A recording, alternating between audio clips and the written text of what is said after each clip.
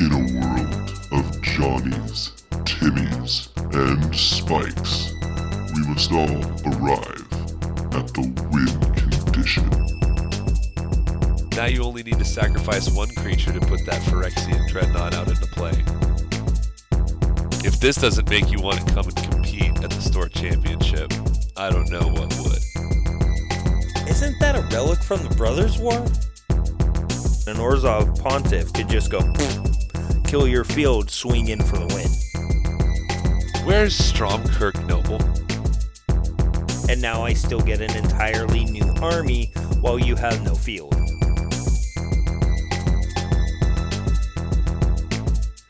Hello again, and welcome back to the Win Condition podcast, where we talk all things Magic the Gathering. I'm your host, Sean. I'm joined by my co-host, Greg. How's it going, Greg? Good. Hey, what color would you say you are this week? What color? What color?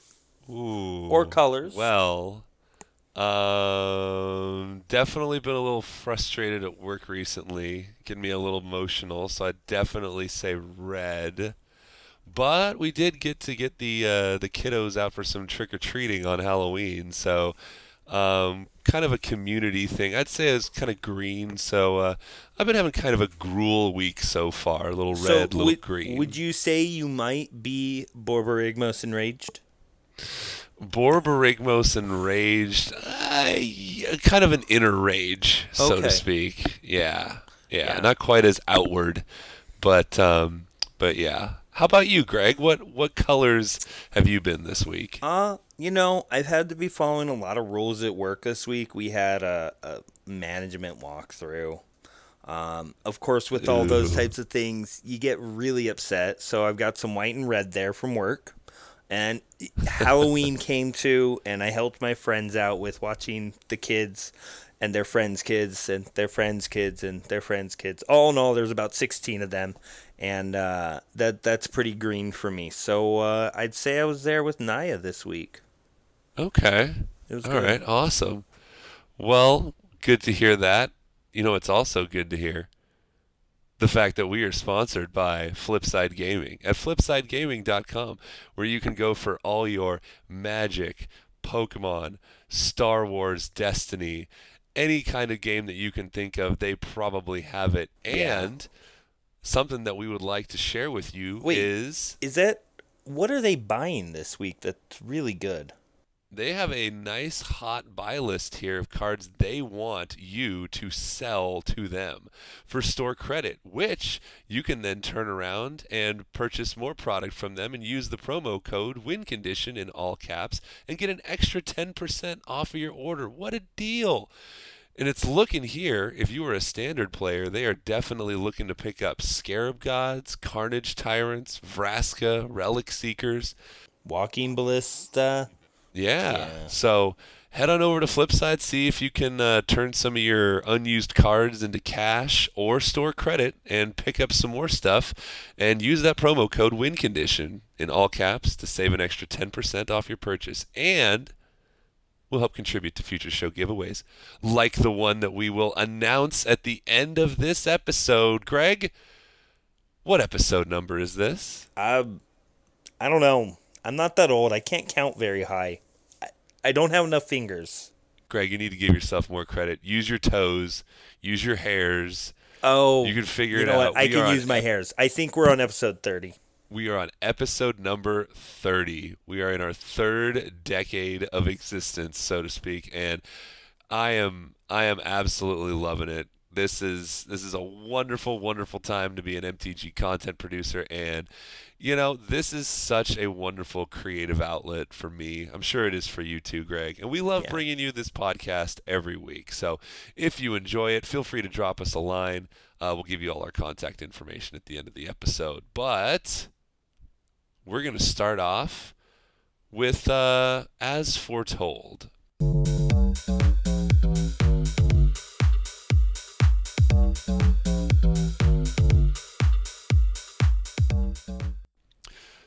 So, in this segment, we're going to talk a little bit about some news and announcements brought forth by Wizards in regards to store championships. Which used to be known as Game Day.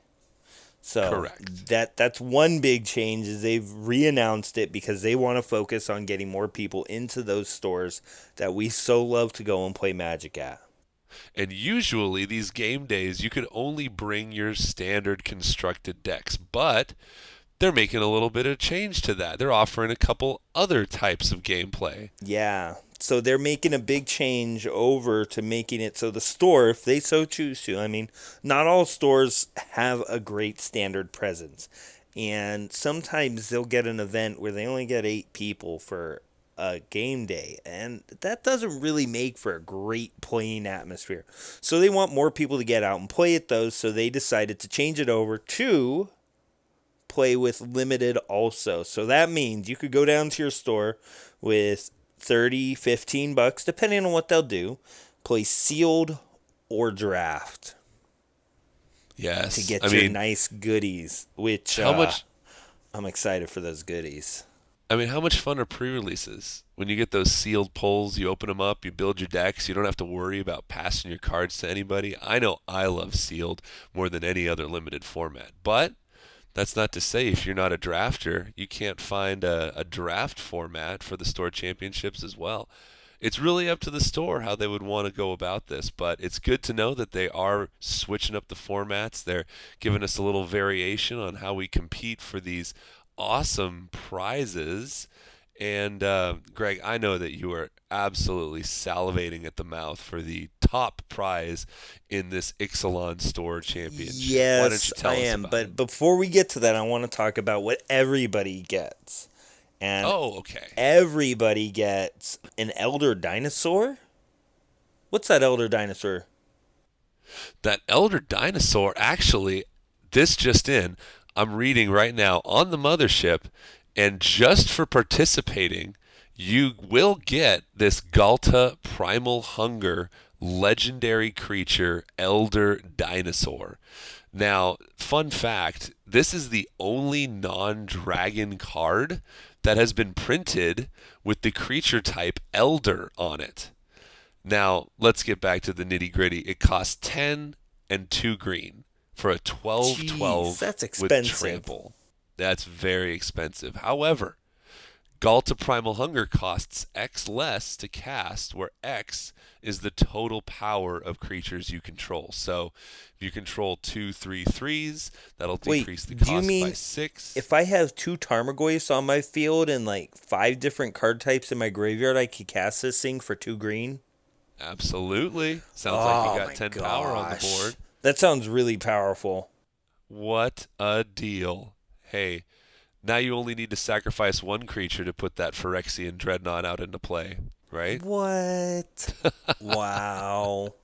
So, anyway, big, beefy, beastly dinosaur that, you can get your hands on if you head out to the store championships for Ixalan. Mm-hmm. So, And then as we move forward, you get your top 8, which they all get that deck box with that Sphinx and golden armor.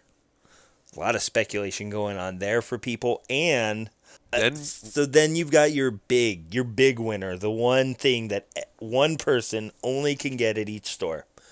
And we know that's a playmat, right? And now, the big one. But this isn't just any playmat. This isn't just any art. Matter of fact, this is art that's not on any card. It's the map of Ixalan. If you haven't had time to see this, go. Look at it. It is on the mothership, and it is a piece of beauty. If this doesn't make you want to come and compete at the store championship, I don't know what would. I know I want it. I mean, you can see Orozca, you can see Azcanta, you can see Spitfire Bastion. Spitfire Bastion, High and Dry. No, you actually don't get to see High and Dry. Oh, on you don't this. get to see. Oh, No, well, that's it's okay. hidden. Yeah, sounds good to me. But yeah, no, this playmat is awesome. And I mean, usually we're getting to see creatures from cards, creatures from the story, but I really hope they continue with this trend This is because really cool. really is. Just taking off from the story, showing off where you're at. It's something that they haven't done yet, and I love it. Yep. And Wizards, there's only going to be congrats. one of these given out per store championship. So talk about value. You get one of these, then, You'll be kudos hearing to from you. me. Contact Greg. And no. Definitely no. If you really do, I'd be interested. Well, there you go. Want to make a little extra money? Hit up Greg. Or He cards. will buy your playmat from you. Or cards. I can trade too. There you go. There you go. Okay, well, that's very exciting. Store championships, definitely something to look forward to. And all right, well, let's move on from our news and announcements, and let's head back into the Spike Pit.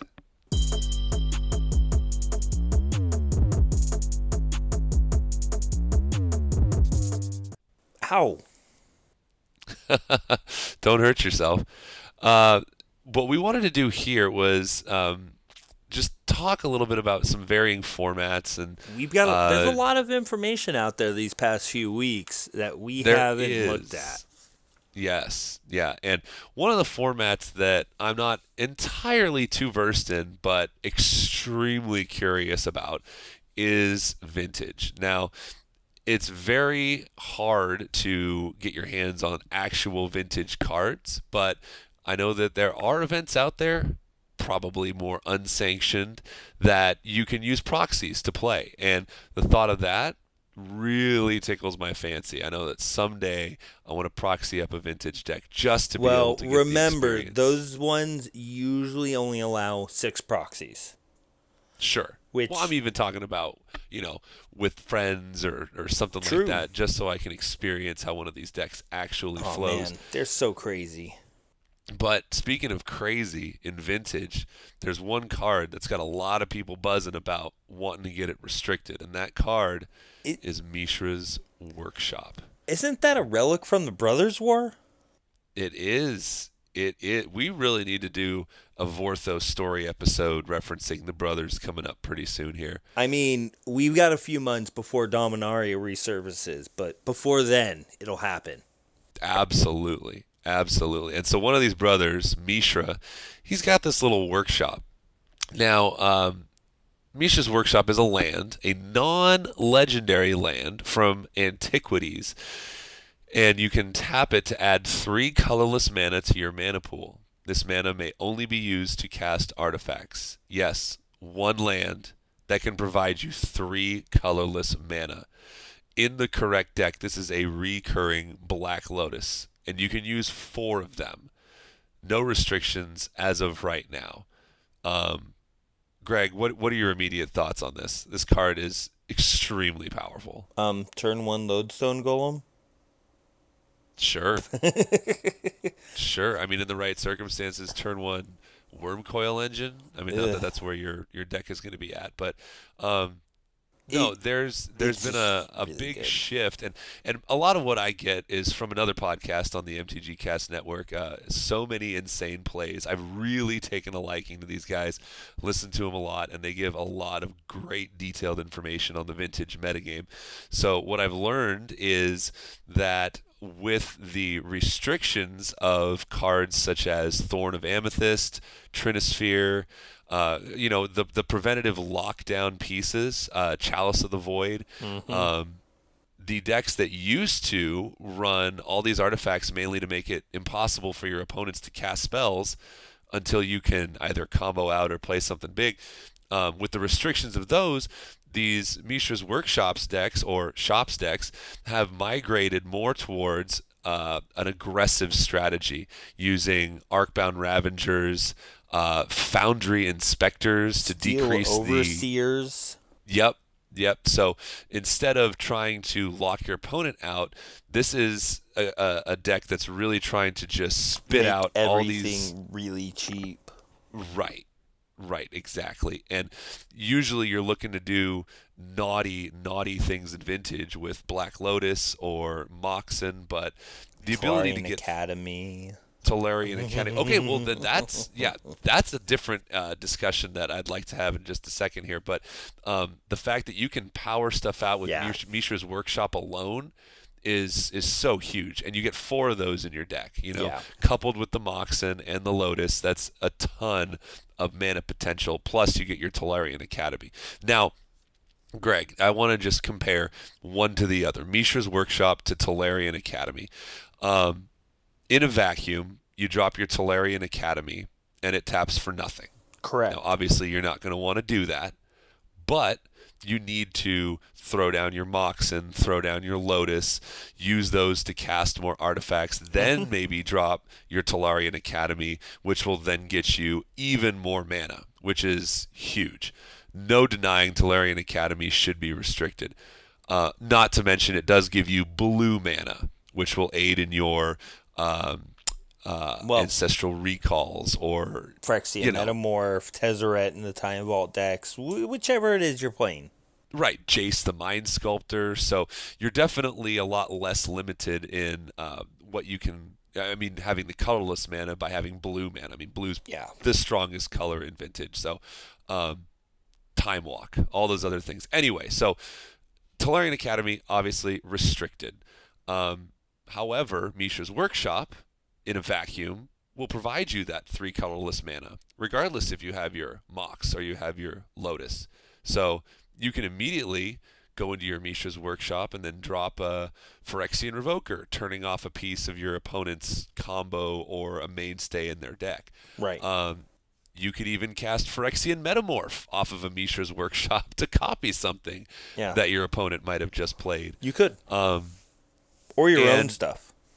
Yeah, exactly. So, and then, I'm very curious as to other people's opinions on Mishra's Workshop versus Tolarian Academy. Definitely feel like Mishra's Workshop is extremely strong. It is only good in this deck, in the Shops deck that really specializes in artifacts, so it is kind of pigeonholed in that regard. But they've also been saying if you restrict Workshop, then you can unrestrict other cards like Trinisphere, Thorn, Chalice of the Void, because there's not that guarantee that you'll be able to drop 2 or even 3 lock pieces on the first turn.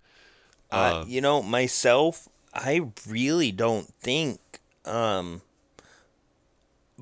restricting Workshop to unrestrict things like Trinisphere will make for a good format. I mean, right now it's kind of a race to get to the win, and Control isn't doing very well. So you kind of get to play your games and enjoy them. Whereas when you play against Control deck, you're like, I'm not playing. This isn't fun.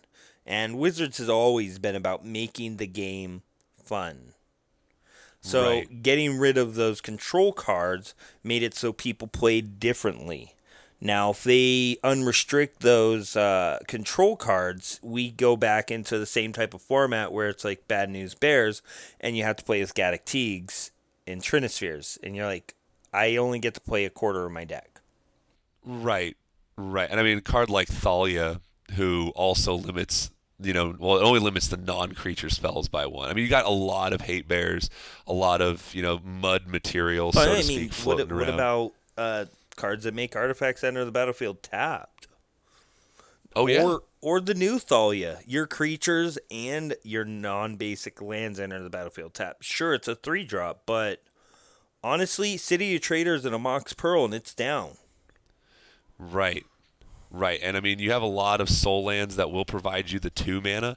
Mm-hmm. So if you were to restrict Workshop and then instead throw in things like, oh my gosh, help me out here. That Tomb, Ancient Tomb. Yeah. I mean, this deck is running 4 Ancient Tombs, actually, so they definitely have that taken care of. But, there's definitely other ways to provide that extra land. I'm very curious to see where this goes. And, I'm definitely going to be following Vintage as close as I can because I'm so curious. It's one of those, not necessarily grass is always greener, but it's like that that thing that I've never really been a part of, but now it's like this mysterious thing that I'm so curious about and would definitely, love to figure out exactly what's going to happen. But we'll just have to wait and see. Yeah. So, anyway, that'll be our quick little vintage talk here, and we will move directly on to our next format, which is modern. So, we had a breakout deck in a modern SCG tournament a couple weeks ago,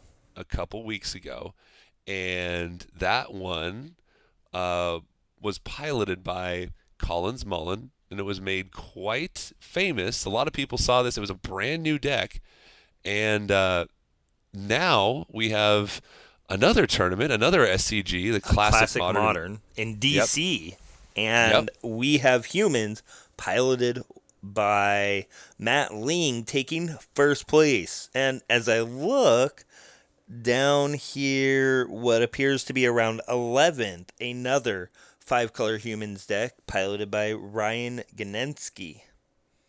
I apologize if I'm butchering that.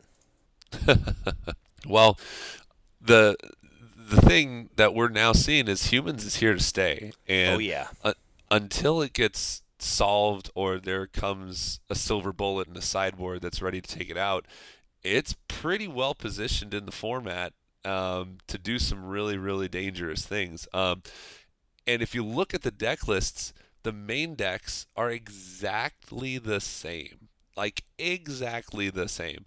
The only difference, only difference is in the sideboard. You have, instead of the Anafenza and one tireless tracker, they took, it had 2 tireless trackers, but one Anafenza comes out, one tireless tracker comes out in place of 2 Dark Confidants. One of the more famous humans in the modern format. Greg, what do you think of these 2 Dark Confidants instead of Anafenza and an extra tireless tracker? I like Dark Confidant. I mean, the tireless tracker was definitely there to get you into card draw. Be the fact the red decks aren't doing as well in modern, like Naya Red and Scred Red, means that they can take that extra damage to get what they need. So, I mean, what's the dream of having it in the main deck? I would love to see it there, but it's a really hard slot to find in the main deck. Yeah, no, it definitely seems like it makes the deck a lot more aggressive. I don't necessarily see things that are looking to take out Dredge. Now, maybe that was just a metagame call, knowing that Dredge wasn't going to be that prominent. But True. That's very interesting. Have you taken a look at this? The guy who took a lower placing. No. So he's got a couple really interesting swap outs in his sideboard too. So he took out the Anafenza and a Reflector Mage in the sideboard. Or no, that's still the one. Sorry. Ooh. An Izzet Staticaster and a Fiend Hunter. And something else. I don't know. I can't figure it out where. But he has in there an Orzhov Pontiff. You know what that card does? Why don't you enlighten me, because it's been a while. So it's a colorless white-black human cleric with Haunt. When it comes into play, or the creature it haunts is put into a graveyard, choose one. Creatures you control get +1/+1 until end of turn, or creatures your opponents control get -1/-1. This card played a lot of pivotal roles in older modern formats, and playing it here in this deck allows you to get extra depth on your combat, or just to kill out that opponent. I mean, there are still a lot of small creatures that are out there that an Orzhov Pontiff could just go kill your field, swing in for the win. I mean, I know a lot of decks that play Noble Hierarchs. I know a lot of decks that play 1 toughness artifact creatures. Seems pretty good against those. Yeah. So I think this card has better play in here than maybe the Staticaster. Could be. Could be. I mean, Staticaster is good against Lingering Souls because it's recurable. So when they But flash it back, so's you can the cash it Pontiff again. because of Haunt. Well, yeah, that's a little bit more specific, but I True. could see that. Yeah, I could see that. And then against the control matchups, it's running Kumbal, Ooh, which is another a newer card from 3-drop Kaladesh. 2/3 that says whenever an opponent casts a non-creature spell, they lose 2 life and you gain 2 life. An interesting control card to be played, but it really makes it awkward for that Storm deck if you don't get to name something from it with the Meddling Mage. Well, I mean, that kind of completely blanks it, right? Because each spell you cast, you're going to storm, and Grape Shot does 1 damage, Yeah. and this will gain Well, you what it 2 really life. makes them do is they have to play out 3 spells, then Grape Shot the Kumbal. Right. And if that's their only Grape Shot, they better hope they still have a Past in Flames ready to go. Yeah. But that No, just seems silly. it's really cool. That in conjunction with the 2 Aethersworn Canonists, I mean, this guy seems like he was ready for Storm, Yeah. with a vengeance. Yeah. So that's very interesting. And you notice he actually threw in an extra Mirren Crusader. Yeah. So Yeah, that maybe, pro black pro green's pretty good. yeah, that Pro Abrupt Decay is pretty sweet. You know what also it's pro? What? Tarmogoyf. Oh, yeah. Oh, yeah. And if you make Definitely. that double striking Mirren Crusader bigger with like a Thalia's Lieutenant or a Meyer Averbrook, it's busted. I mean, could you imagine that thing being a 4/4? Yeah. Or even a 5/5? Oh, if that thing You got gets in, that it's Exalt, 10 damage. baby. Yep. That can just get absolutely nuts. Now, question off topic. Where's Stromkirk Noble? Oh, you mean that pro-human red dude? Yeah. I The mean, one red vampire that can't be blocked by humans that gets bigger every time he hits. I honestly would probably say it's in sideboard for red deck wins or Scred Red, Pick him but up now. Speculation abound. No, I'm just kidding. Stormkirk Noble, go buy it. Stromkirk Noble. It's the future. Yes. No. This. Yeah. I again absolutely love this humans deck, and until it. Oh, by the way, Aether Vials. Get ready to get your Aether Vials because they are dropping in price. They are Really? now less than $30 a piece, and Iconic Masters hasn't even released yet. So, oh, I'm so excited. I might have to pull the trigger on a couple of those. Where are you gonna buy yours? My Aether Vials? No, your box. Oh, of Iconic Masters? Well, I better head on over to Flipside Gaming and get that sweet, sweet 10% off deal when I Right? nab that box. Oh, yeah. And you see that purple packaging that they have? Pretty. Kokusho right? is amazing. It almost looks like a Managorger Hydra on the box, Yeah, but it isn't. All right. I don't know how iconic a Managorger Hydra is. But anyway, so this is sweet. Modern humans is definitely a thing now. So be prepared to sideboard accordingly. Yeah. And it looks like, again, super, super fun looking deck to build. It does. So, It really does. yeah. Yeah. Those Horizon Canopies, what are those going for right now? 80s. 44. Not too bad. Oh, they're 40s now? Wow. It's pretty good. Yeah. They're dropping. They're dropping. Get ready. Modern staples of it. Now all we need is Grove of the Burn Willows. Oh, but that's coming out too. Yep. Oh. Yep. Prices are adjusting. Fun times, fun times. Okay, well, let's move on out of this modern segment because we have a very, very big weekend ahead of us. Yeah. So Greg. with our standard talk here, as we're in the Spike Pit, we wanted to talk about what we're going to speculate with our Pro Tour starting tomorrow. Yes. I mean, Absolutely. if you haven't been watching any of these events, New Perspectives is completely off the map. Nobody's playing it. Sunbird's Invocations are making their way into decks because who doesn't like free spells? And still dominating the top, blue-black control with the Scarab God is just beating out everything. Well, most of the time. Most of the time. But it's Yeah. funny to see a lot of the events recently, we aren't seeing a lot of red deck wins. Ramanop Red is not seeing the win. It's playing, but it's not winning. So, what do you think you're going to see getting played this weekend? What do you want to see win? You know what? I am really, really looking forward to seeing Sultai aggro Yeah. dominate the field. I mean, yeah, it's using some energy, but I think that it is a fresh take on a deck that everybody has kind of come to assume is the top deck in the format. Format's solved. Everyone's going to play Teamer Energy, but I definitely think that there's the potential for more card advantage and control by playing Sultai instead of Teamer. Obviously, the Scarab God is in those colors, so that's an immediate bonus. Yeah. And you do lose out on things like Abrade and Lightning, excuse me, and Harness Lightning. But when you're subbing it in for, things like Fatal Push and Vraska's Contempt. Thank you.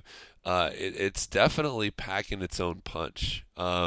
And again, I'm a big fan of Glint Sleeve Siphoner. I think that people are going to be drawing lots of cards with that guy. Mm-hmm. And I think we're going to see some Verdurous Gear Hulks coming down and distributing some counters and then getting reanimated with Scarab God. Sorry, Eternalized with Scarab God and giving out more counters.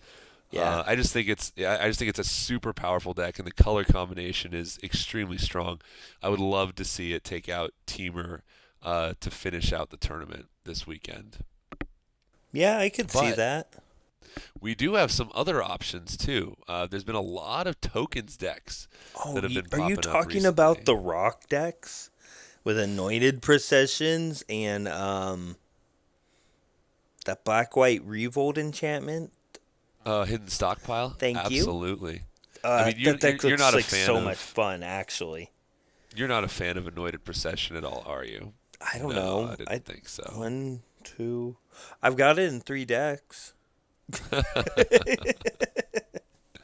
And aren't these the decks that their life totals jump to like the hundreds because of the Anointer Priests and all the tokens that are coming in? They'll gain life for it, and so I mean, yeah. that just seems like a whole lot of fun. Remember Green White Devotion from back in Tarot Standard? But then of course it got busted when Mono Black Devotion came out. Ugh. Yeah, but at least people would win.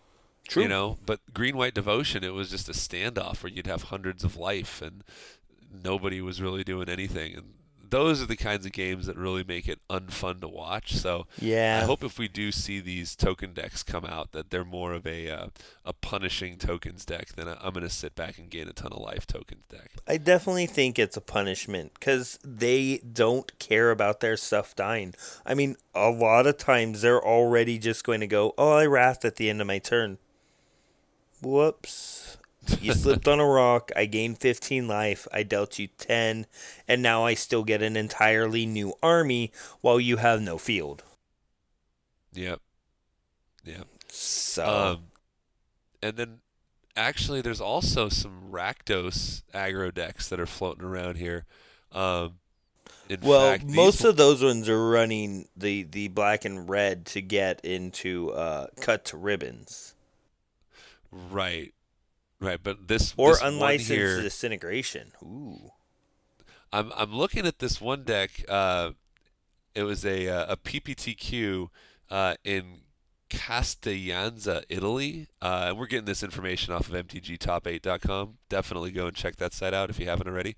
But this Rakdos aggro deck, they're running 4 Bomat Courier, 4 Dread Wanderer, 2 Gifted Aetherborn, 4 Glint Sleeve Siphoner, 4 Scrap Heap Scrounger, 4 Hazaret the Fervent, 3 Yaheni Undying Partisan, 1 Cut to Ribbons, 4 Fatal Push, 4 Lightning Strike, 1 Vraska's Contempt, and 2 Aether Sphere Harvesters. Oof. This is getting dangerously close to that Mardu deck that I was wanting to run with the claim to fames, but this is just straight. I'm going to get under you and punch you in the chin. And then once you stabilize, if I can't kill your creatures, I'm going to fly over you with an Aether Sphere Harvester and smack you. Or I'm just going to load up Yahenni, and she's going to become indestructible when I sack another creature and get her even bigger and just swing it. And she has haste, or he has haste. I don't know if it's a he or a she, but either way, this is just pure aggression, and I love it. I would love to see one of these styles of decks do well at the Pro Tour, if anyone's going to be on it. And then, of course, you have your Mardu Vehicles decks, which are still going to be very prominent. I mean, Heart of Kirin is a great card. Aether Sphere Harvester is a great card. Mm-hmm. Scrap Heap Scrounger's not going away soon. True. And these vehicle decks are starting to adopt Hazoret the Fervent. I mean, that's almost like a car that drives itself. But you just need to have no hand. Just ask Yang Wing Chung about that one. No, but and then you've got, your green black decks, constrictor decks, mono black aggro. You've got your blue white control, black blue control. There's even a few God Pharaoh's gifts floating around there, but that's kind of what we're looking at so far until we see another breakout deck of sorts. I mean, a lot of people are speculating on a Dino deck, but right now it really just doesn't have enough steam. Right. That's why Carnage Tyrants have been kind of dropping. Yeah. And if we are so lucky as to see that Tezzeret treasure map tokens deck with Marionette Master surface, that would be just amazing. That'll be your dream. I would love to see somebody sack 3 treasure tokens to do 12 damage to someone's face. That would be absolutely incredible. We can dream, right? We dream big here on the win condition. So yeah, we do. It's true. That would be so good. All right. Well, was there any other stuff you wanted to touch on here for any kind of Pro Tour speculation or? Well, there was something I heard recently, and it gave me a fright. We heard it last time at a pro event, something about LSV saying, oh, it's really good that you're getting off. I think I'm going to get back into playing in the Pro Tour. That's right. LSV is back. And I had a funny story from this. I have friends back when LSV was here in the Bay Area playing for Channel Fireball. Of course, you run into people. So my friends were off eating dinner at a local restaurant, and they were talking about Innistrad Limited, which I don't know if you played in Innistrad Limited. It was an incredibly, really fun format to play. I can attest to that, too. I did play some Innistrad back in my day. If you ever get a shop that'll do a throwback draft for like Halloween for Innistrad, go play it. Trust me, it's worth it. Whatever price they charge you, $15, $45, probably not $100. But it was a really fun format. Anyhow, they were talking about what they thought was the strongest card, and I think one of them said Moonveil Dragon and big dumb creatures mostly. And out from the other side of these bushes they were standing next to, LSV pops up and says the best card in Innistrad Limited is Geist Honored Monk. And my friends just kind of nodded and said, yeah, you're right. Geist Honored Monk is the best right now. Because, I mean, if you don't know what Geist Honored Monk is, it's a 3 generic white creature monk spirit that when it enters the battlefield, it gives you 2/1/1 spirits, and its power intelligence is equal to the number of creatures you control. Oh, it also had vigilance. So it gives you flyers, it itself is a big creature, and it has vigilance all for 5 mana. Yeah. That's 5 mana, 5 insane. power, vigilance, flying. It's really strong. It's a hard card to deal with, even with all the removal that was running around. Yep. So, yeah, no, it's just kind of funny. LSV is a really great drafter, a good Bay Area guy, and I look forward to seeing him play again. Definitely. He's been missed. Love him on coverage, though, but he is one of the great minds of the game. And I could definitely see him stepping in after doing all this coverage and just having absorbed all the information from watching people play these last few months and just turning that around into strategy and just crushing the competition. So, I mean, yeah. Sure. Why not? Yeah, why not? One other thing before we move completely away from standard here, I moved over to this section on MTG Top 8 where it shows the most played cards in the last 2 weeks from standard.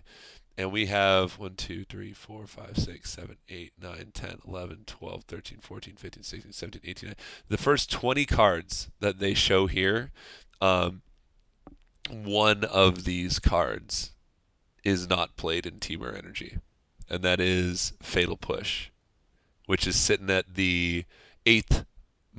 It's in the 8th most decks. It's in 33% of the decks. I'm seeing 40.1.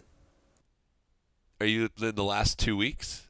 I'm doing standard last 2 weeks main deck. Because leading into the Pro Tour, I'm sure the metagame has shifted since the beginning of Ixalan Standard, but I'm not looking at it for weeks. Oh, okay. It's just average. Okay. But still, this is just very telling.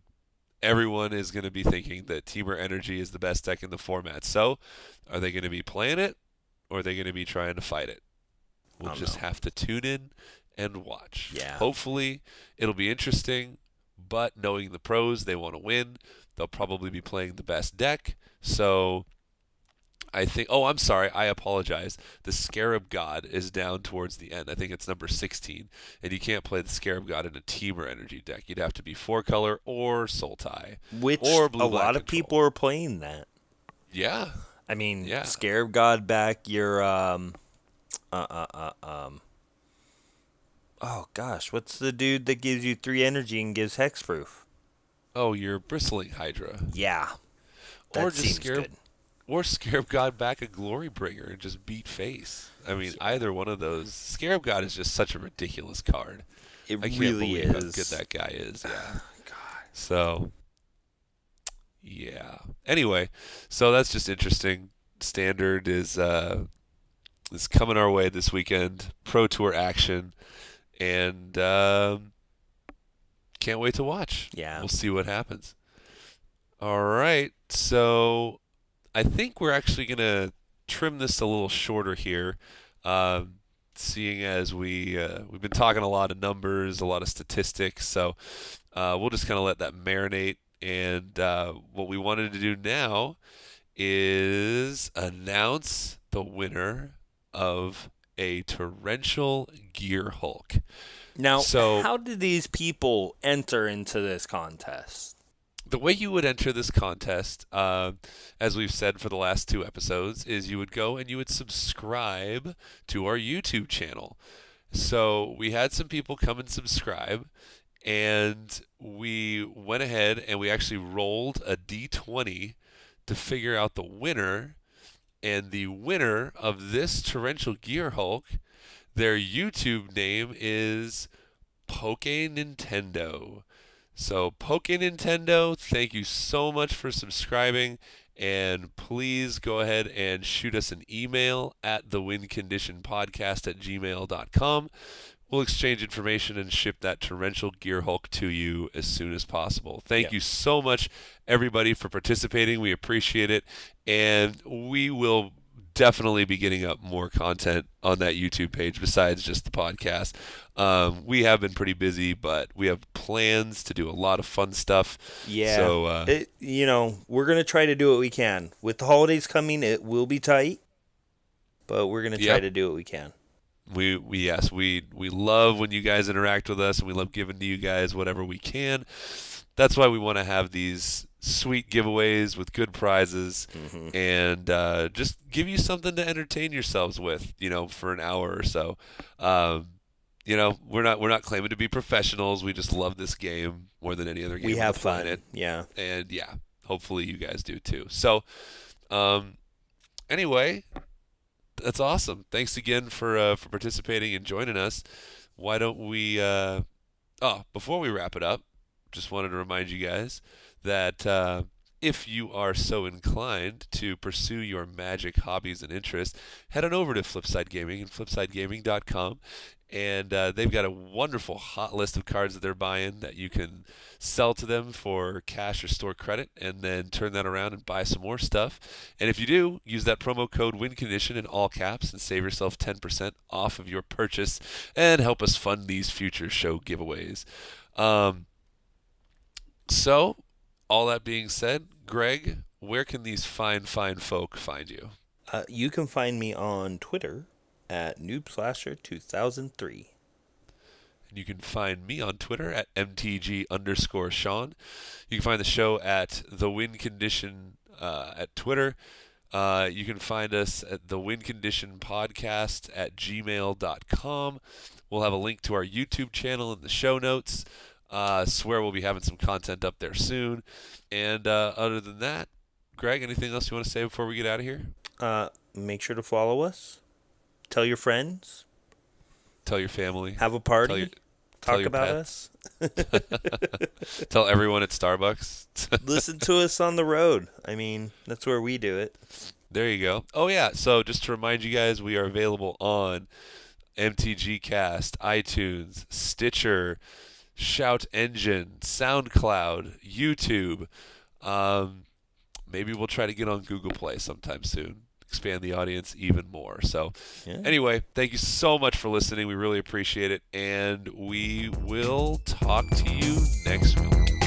Have a good night, guys.